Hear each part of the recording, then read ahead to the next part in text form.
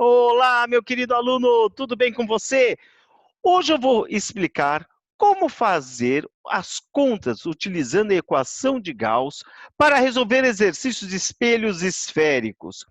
Vocês já aprenderam, já devem ter aprendido aí, se não, entra lá no meu canal do YouTube, tem alguns links que eu compartilhei de professores que fizeram excelentes aulas sobre traçado, construção de imagem em espelho esférico. Espelho esférico, que tem espelho esférico do tipo côncavo, com 5 casos de resolução. Espelhos esféricos convexo, que tem 1 caso de resolução só. Portanto, no total, nós temos 6 casos. Não adianta querer inventar o 7º caso, não tem. São só 6 casos.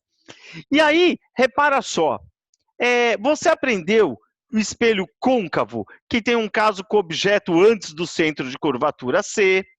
Você aprendeu o caso do espelho côncavo que tem o objeto sobre o centro C, entre o centro C e o foco. Sobre o foco, entre o foco e o vértice. Isso é o espelho côncavo. E o convexo? O objeto passa para o lado direito aqui, e quando ele passa para o lado direito, está vendo o lado de trás do espelho, portanto, a parte convexa do espelho, que só dá para construir um caso. Mas meu objetivo hoje não é falar dessa construção, é falar da conta que chega no mesmo resultado. Portanto, você, em espelhos esféricos, você pode achar a imagem construindo, traçando, e achar suas características, sua posição, seu tamanho, ou então fazendo conta. Por conta chega no mesmo resultado. Inclusive, você pode resolver por conta, você pode resolver fazendo o traçado e a construção. Mesma resposta tem que dar, ok? Vamos começar então a falar um pouquinho sobre o cálculo envolvendo espelho esférico. Você vai ter aqui essas 3 relações matemáticas, sendo que essa terceira ela tem um detalhe newtoniano que eu já vou explicar. Primeira coisa, eu preciso contar sobre o foco. O foco, você já deve saber que ele fica bem no meio entre o centro de curvatura e o vértice. Centro de curvatura que, se eu tivesse um compasso, o C é onde eu espeto a ponta seca do compasso, abro até essa linha do vértice aqui e eu traço essa curvatura. E o vértice é como o vértice de uma parábola, né? O ponto mais longe aqui dessa curvatura. E essa linha que liga o centro e o vértice é o meu eixo principal, o meu eixo de referência. E a medida da abertura do compasso, da ponta seca até onde eu faço o traçado dessa curva, do C até o vértice, tudo isso é um raio. Essa letra R que aparece aqui embaixo é um raio, é a distância do centro de curvatura até o vértice. O foco, ele fica bem na metade. Então, bem no ponto médio entre o C e o V, fica o F. E aí surge a primeira formulinha. Foco é metade do raio, é raio sobre 2. O que mais nós temos aqui? Aqui eu tenho o objeto, que também está a uma distância do vértice do espelho. Essa distância do objeto até o vértice do espelho, eu represento pela letra P. P é a distância do objeto ao vértice do espelho. E P', P com esse apóstrofo em cima, essa linhazinha em cima, P' é a distância da imagem até o vértice do espelho. E conhecendo o foco, P e P', é daí que vem a equação de Gauss. 1 sobre F é 1 sobre P mais 1 sobre P'. Tem até uma piadinha sobre essa formulinha, mas eu só falo em aula viva, aula gravada, acho que vai ficar muito feio. Então, 1 sobre F é igual a 1 sobre P mais 1 sobre P'. Muito bem. E na sequência, existe essa outra formulinha aqui. Essa letra A chama aumento linear transversal. Aumento linear significa assim: quanto que a imagem é maior ou menor que o objeto. Então, por exemplo, se essa imagenzinha tem metade do tamanho do objeto, esse aumento linear é meio, metade. Se essa imagem fosse o dobro de tamanho do objeto, então esse A seria 2, dobro do tamanho. E se essa imagem fosse igual ao tamanho do objeto, esse A seria 1, mesmo tamanho. Então, para facilitar a sua vida, como é que você acha o valor do A? Você pega esse I sobre o O. O que é I? O tamanho ou a altura da imagem. E O, o tamanho ou a altura do objeto. Se você fizer a relação I sobre O, você tem a proporção A. Bom, mas aqui também eu fiz uma relação com a distância da imagem até o espelho, do I até o espelho, o P', sobre o P. Já falo do sinal. Mas antes eu quero chamar a atenção de um detalhe técnico aqui para você entender a questão matemática. Olha só o que eu posso brincar aqui. Essa é a distância do objeto até o espelho. Tá vendo essa medida aqui? Vou fazer ela um pouquinho mais forte, ó. Essa é a distância do objeto até o espelho. Essa é a distância da imagem até o espelho. E se eu ligar essas duas extremidades, eu vou ter a formação de dois triângulos, um grande e um pequeno. Esses dois triângulos são semelhantes. Então, eu posso fazer aqui uma semelhança de triângulo. Então, nesse caso, eu estou falando que I está para O, a altura do triângulo pequeno está para a altura do triângulo grandão, assim como a base do triângulo pequeno, que é o P', está para a base do triângulo grandão, P. I sobre O, a altura de um triângulo sobre a altura do triângulo grandão, diz base do triângulo pequeno está para a base do triângulo grandão. E por que eu coloquei esse sinal negativo? Esses sinais já eu vou falar com mais ênfase, mas esse sinal negativo, ele tem tudo a ver com o fato da imagem estar de ponta cabeça. Então, você deve já ter traçado os casos de imagem e você viu que algumas imagens são direitas e outras invertidas. Então, como a imagem ela fica invertida em relação ao objeto, ela é negativa. Então, esse menos pelinho é para ser se ficar negativo. Ou, se a imagem ela for real, o pelinho é positivo, mas se ela for virtual, é o pelinho que é negativo.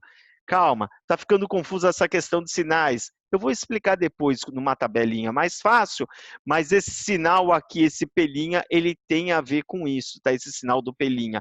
É exatamente por eles terem inversões de sinais, tem que aparecer esse sinal negativo. Vou até reforçar ele aqui para você ver, ó. Negativo.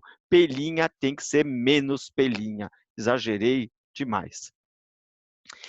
E essa outra parte da formulinha? Essa outra parte nem todo professor conhece, nem todo professor ensina, mas o aluno newtoniano, que é esperto, que é ligado na parada, vai amar de paixão.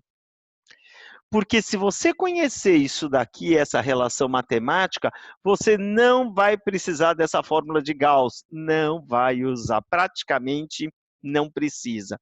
O que eu fiz? Eu peguei a fórmula de Gauss, isolei o pelinha, deixei o pelinha sozinho nessa equação. Tirei MMC e tal, fez toda a questão matemática, isolei o pelinha e substituí o pelinha aqui em cima. E aí, quando eu fiz isso, matematicamente, eu não vou fazer a dedução aqui, mas só para você saber, apareceu o F sobre F menos P. Portanto, se você conhece o F sobre o F menos P, você não precisa mais utilizar o Gauss. O Gauss é importante para chegar nessa relação, mas chegou nessa relação, a equação de Gauss ela não precisa mais na hora de resolver um problema. Portanto, essa equação eu tenho 4 partes. Você deve estar vendo bem nítido aí que eu tenho 4 pedaços nesta equação. Eu vou marcar aqui, ó. Eu tenho aqui a parte do A, eu tenho a parte do I sobre O, eu tenho a parte do menos pelinha sobre P, eu tenho a parte do F sobre F menos P. Você vai sempre igualar de duas em duas. Nunca você vai usar as 4 ao mesmo tempo. Ou você vai fazer o A igual ao I sobre O, ou o A igual ao F sobre o F menos P, ou menos pelinha sobre P igual a I sobre O. Não sei, sempre de duas em duas. Tudo depende do que o problema dá e o que o problema pede. E o que eu tenho para dizer para vocês, essa parte é a parte mais fácil dos exercícios. aplicar essa formulinha é super tranquilo. Vê as informações do problema, encaixa nas equações e resolve. Onde é que está, então, o problema dessa matéria? O problema dessa matéria está exatamente no que eu falava na convenção de sinais.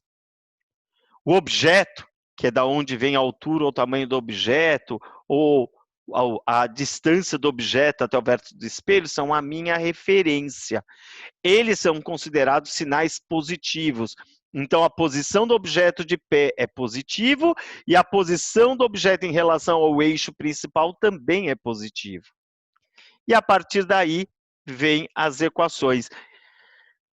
Sempre que uma imagem é real, você deve estar lembrando lá do traçado que toda imagem real é necessariamente invertida.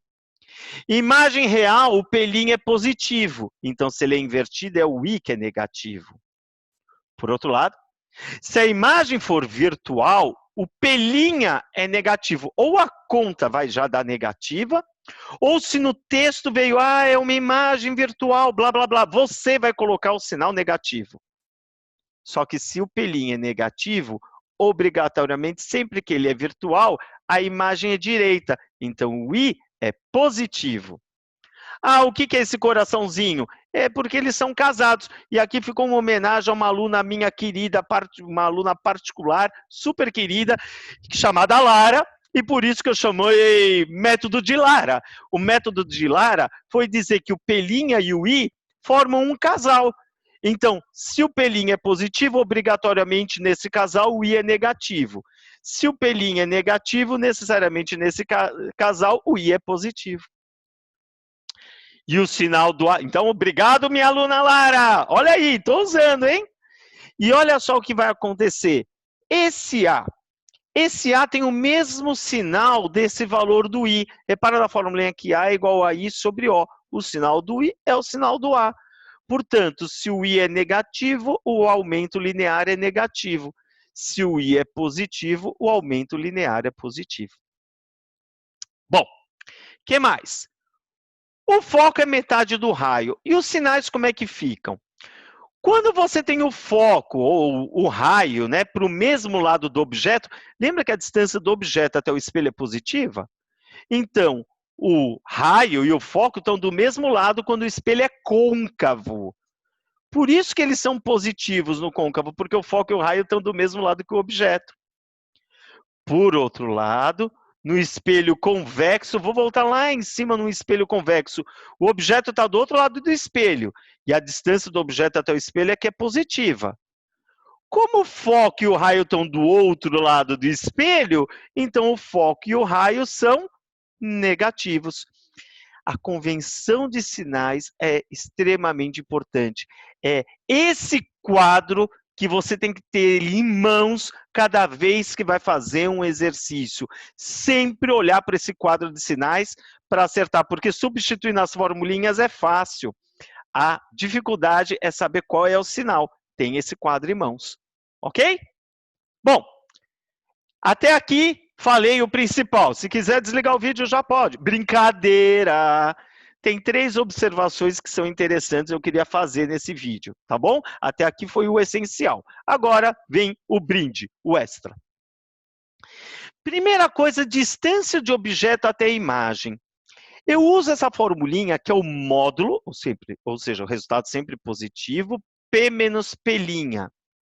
Então, se eu quero a distância do objeto até a imagem, é pegar o valor do P menos o P'L, vai dar a distância aqui do objeto até a imagem. Só que às vezes acontece do I ser maior do que o O P'L ser maior do que o P. Então, tudo bem, faz a conta da mesma maneira, só que como ele está em módulo, o resultado é positivo.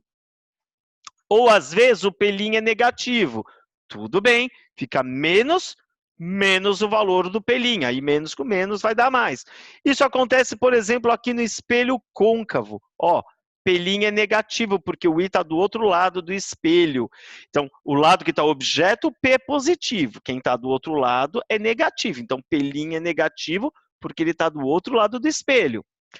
Quando eu faço essa conta da distância entre o objeto e a imagem, repara, eu vou pegar o P menos o P'. Só que como o P' é negativo, fica menos com menos, mais. Então, essa distância soma o valor em módulo, né? Soma o valor do P com o valor do P', é a distância total entre eles.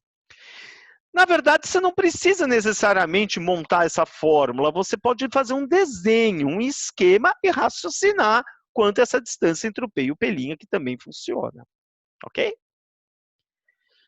Dica número 2. Se o aumento linear for, por exemplo, 10 vezes maior, eu vou falar que o aumento linear é mais 10. Ou seja, a imagem está à direita, né? Porque o sinal do A é o mesmo sinal da imagem. Então, imagem positiva é uma imagem direita. Então, o A também é positivo quando a imagem for direita. E a imagem tem o tamanho 10 vezes maior que o objeto. E quando for menos 10, não é que é 10 vezes menor. Não, não, não, não, não, não. Ela também é 10 vezes maior, só que é para o caso de imagem de ponta cabeça, uma imagem invertida, mas é 10 vezes maior. Já se ela for 10 vezes menor, também tem positiva e negativa. Então, uma imagem 10 vezes menor, o aumento linear vai dar 1 sobre 10. Positivo quando ela está de pé, direita, negativa quando ela está de ponta cabeça, invertida. Esse detalhezinho, alguns exercícios, faz muita diferença. E o terceiro exemplo, ele vem mais como uma curiosidade, mas alguns exercícios teóricos podem ajudar bastante. É sobre a antena parabólica. O funcionamento da antena parabólica é muito parecido com o do espelho esférico. O que eu vou explicar vale para espelho esférico, vale para antena parabólica. Então, vamos supor que lá no satélite é transmitido um sinal e enviado aqui para a Terra para que uma parabólica na Terra receba esse sinal. Olha que curioso.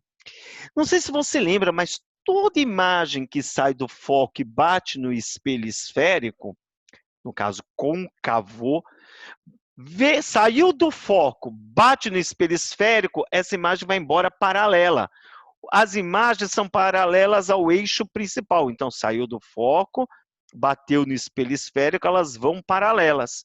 Por isso que elas vêm juntinhas lá do céu, na direção da Terra. Você pode direcionar esses raios ou essas ondas eletromagnéticas. E toda vez que esses raios, ou onda eletromagnética, mesma coisa, vêm paralelos, eles batem no espelho e convertem na direção do foco. Então, se sai do foco e bate no espelho, vai paralelo. Se vem paralelo, bate no espelho, vira na direção do foco. E aqui no foco fica o receptor que capta o sinal da parabólica. Então, casas, por exemplo, muito comum no interior, até cidade grande tem, mas é bem comum no interior que tem parabólica, o técnico ele tem que alinhar a parabólica na direção do satélite, para que ele receba esses raios que vêm praticamente paralelos, que ao bater na parabólica, né, no espelho esférico, converte na direção do foco, onde está o receptor do sinal, e aí ele pega esse sinal e converte na onda de rádio, na onda de televisão, o que precisar. E por que ele tem que ser assim grandão na parabólica? Para pegar toda essa área, para pegar o máximo de raios possíveis, para o sinal ficar mais forte. Tá bom? Eu acho que com isso deu para ter uma ideia de como utilizar as equações de Gauss e essas 3 observações extras que ficaram legais. Agora é só fazer exercício, vai estudar, desejo sorte e sucesso no seu estudo e um grande abraço newtoniano. Tchau, turma! Fui, até mais!